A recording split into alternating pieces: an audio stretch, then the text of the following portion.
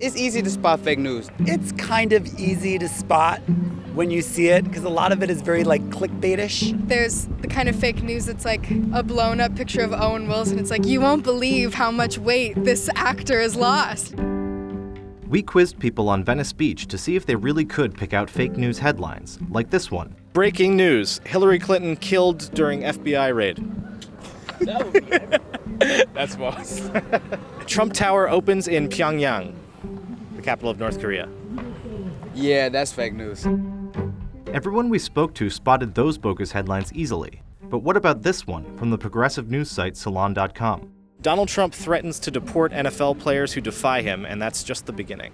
He probably would say something super crazy and dumb like that. A lot of stuff has been happening with the NFL lately and Trump, so I mean, and I feel like he does have the power. It could be true. Yeah. That's like a fake news headline. Like he said something along the lines of like that someone could like extrapolate that from whatever his tweet said, but I don't think that's technically true. That's pretty much what happened.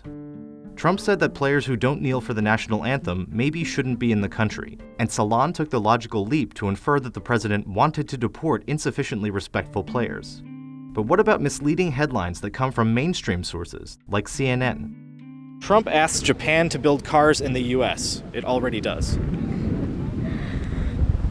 It's true. Yeah, I did hear about that. I read about it.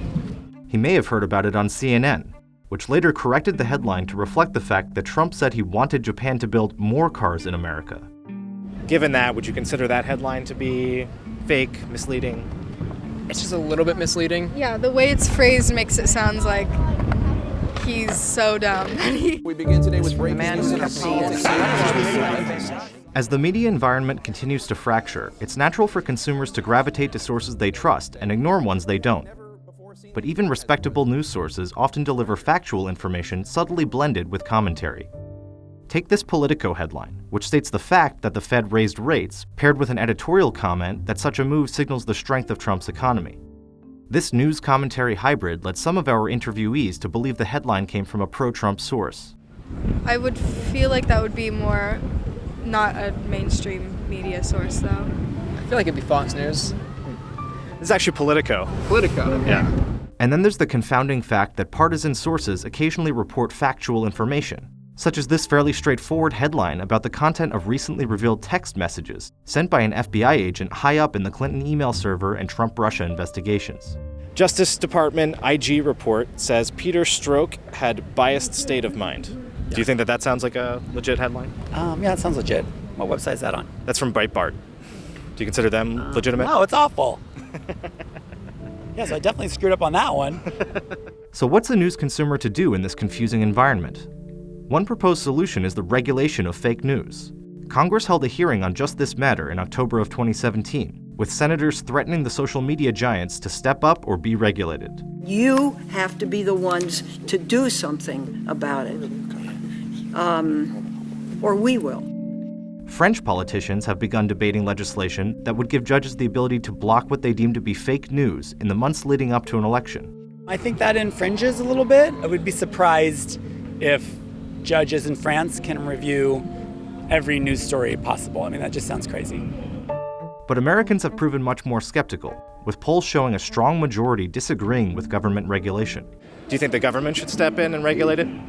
Nah, because the government is corrupt, and every time they touch something, it just goes like completely wrong. You could say the government can play a role in it, but then that kind of breaks, freedom of speech. Do you guys think that social media companies like Facebook or Twitter should do something to stem the spread of fake news, or should they control it or regulate it in some way? I mean, they should, but the issue there is bias. Americans have been slightly more open to the idea of tech companies policing fake news, which wouldn't violate the First Amendment. In general, do you trust companies like Facebook to be transparent and have accountability? I do. Yeah, I do. But there's a generational divide on the question, with younger Americans being more skeptical of tech giants regulating speech. Do you trust those companies to be transparent and accountable? Of course not. No, what are you talking about? No. And perhaps in that generational divide lies an answer. Younger Americans don't know anything else. A fractured media environment is the reality into which they were born. because they don't really watch the news. They're not on in the morning watching Fox. Like, they're not. No, nobody watches TV anymore. Nobody watches TV anymore. I don't go on Facebook as much anymore. Like, Facebook is now getting to for like older people. Much concern about fake news is ultimately rooted in a fear of echo chambers or filter bubbles that cut off consumers from diverse viewpoints. But that's an overblown fear, with recent studies showing that most Americans are in fact exposed to a diversity of viewpoints.